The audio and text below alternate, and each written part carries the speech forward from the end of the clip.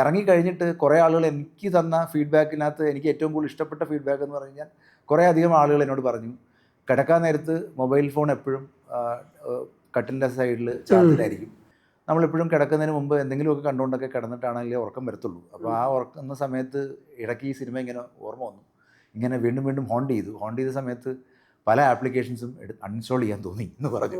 അപ്പോൾ എന്നെ സംബന്ധിച്ചിടത്തോളം അതൊരു വലിയ കാര്യമായിട്ടാണ് ഞാൻ കാണുന്നത്. കാരണം അതൊരു ടേക്ക് അവേ ആണ്. കാരണം നമുക്കൊരു ഫിലിം മേക്കർക്ക് കിട്ടുന്നൊരു വലിയ ടേക്ക് അവേ ആയിട്ടാണ്.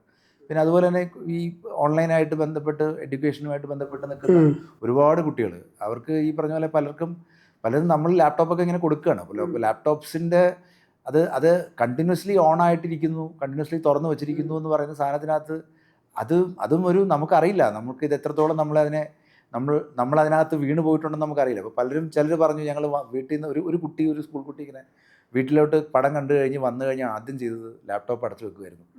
എന്നിട്ട് എൻ്റെ അച്ഛനോട് പറഞ്ഞു ഇതുപോലെ ഇനി ആവശ്യമുള്ളപ്പോൾ മാത്രം തുറന്നാൽ പോരെ, എന്തിനാണ് എപ്പോഴും തുറന്നു വെക്കുന്നത്.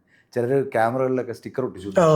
അപ്പം എനിക്ക് അതൊക്കെ മാത്രമാണ് ഒരു ഞാൻ പറഞ്ഞ അതൊരു ഫസ്റ്റ് സ്റ്റെപ്പാണ്, ഫസ്റ്റ് സ്റ്റെപ്പായിട്ടാണ് ഞാൻ ഇതിനെ കാണുന്നത്.